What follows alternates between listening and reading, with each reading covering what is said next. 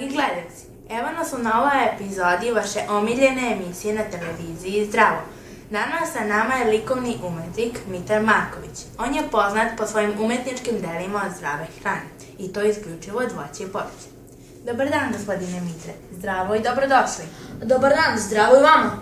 Nas zanima odakle vam ideja da slikate slike samo od zdrave hrane? Želeo sam da spojim lepo i korisno. Znam da je likovna umetnost veoma moćna sredstvo u razvijanju svesti, pa sam kroz svoje dela pokušao da pokažem koliko je važna zdrava ishrana, a pogotovo za dečiji organizam. A od kog voća pravite te najlepše umetničke slike? Vidite, to je veoma lepo pitanje. Najlepše slike pravimo od sezonskog voća, tačno onako kako ga rađa voće. Redom, baš tako nastaju moje najlepše slike. Znači u proleće trešnja, breskva, jabuka, višnja. Da, baš tako. Odlično, a da li dozvoljavate da vas posmatraju dok stvarate? Da, najčešće su moje posmatrači deca od 7 do 12 godina, uče sa mnom da stvaraju, ali o tome koliko je važna zdrava ishrana.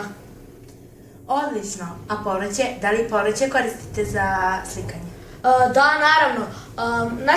Najviše koristim kupus, zelenu salatu i sve vrste luka, a te krotkvice u proleće, od njih sam napravio na desetine mojih najlepših slika.